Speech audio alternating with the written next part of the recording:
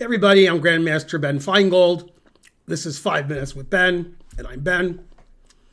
I wanted to show a game that has a very funny ending. This is a game I played in Paris in 1989 against French player Marc Jaulin. His FIDE rating is 2000. My FIDE rating at the time was 2370, and I was 19 years old. Okay, we played a modern Benoni, straight up theory, straight cash. Nothing to see here. I used to play F4 when I studied theory. Don't play that anymore. This is the main line. This position, black played, interesting move, queen h4 check. It's been played. And then my understanding, which I guess is wrong, is black plays queen e7 and puts pressure down the e file. But black played queen d8. I don't get it. Okay, so knight f3. We castled. And then usually at some point they play a6 or knight a6. He played knight f6.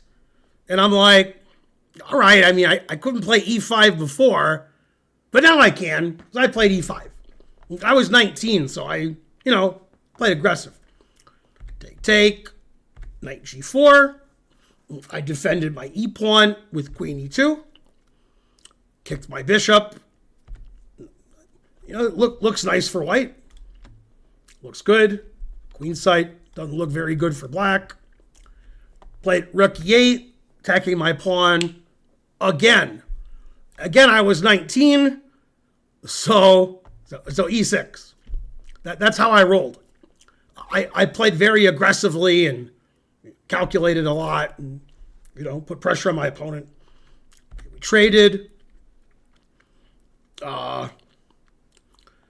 Played a move that doesn't make a lot of sense, bishop d4 check. And I just ignored it, played king g2, because I like my king on g2, not on the open diagonal. And the reason he played bishop d4 check was he wanted to get off this diagonal also, and he played king g7. Now I got the two bishops, and I'm threatening his knight. And he played here, defending his knight. And I played bishop f4, attacking his knight. And if his knight moves, I'll play bishop e5 with advantage. Okay, so black is getting crushed here. White has two bishops. White has a pass pawn on the 6th rank. Black's king is sort of naked, and pieces are still here. Okay, now you can't guess my opponent's move. If you guess every legal move, you still might not get it. So the purpose of this move is to give your opponent a heart attack. So if I had a heart attack and died, he would have been arrested for his move.